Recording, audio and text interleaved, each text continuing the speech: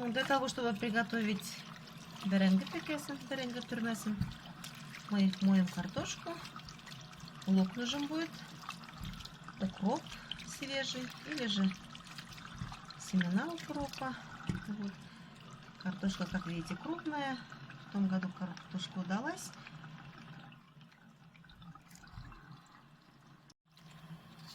Картошку чистим.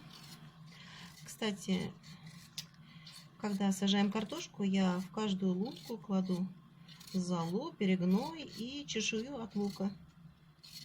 Также колорадские жуки я ядом не обрабатываю, не поливаю. Собираю личинки в ведро.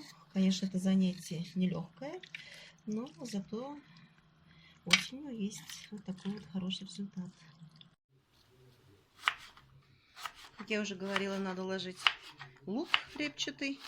Режем такими кубиками большую луковицу, ну или же две средние.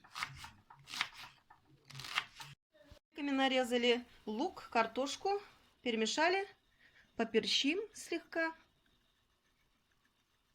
посолили, все это перемешали. Так, картошка наша готова. Сейчас приступаем к тесту.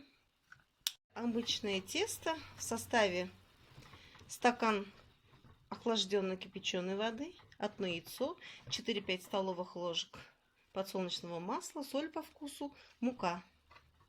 Тесто готово. Вот такие кусочки теста раскатываем, круг делаем, положили картошку внутрь и таким образом закручиваем такие пироги. У нас у северо-западных башкир это беренге текеси, также говорят беренге турмеси, везде по-разному. Вот сейчас я их отправлю в духовку. Традиционные пироги с картошкой готовы. Можно их подать с деревенским маслом, со сметаной, с зеленью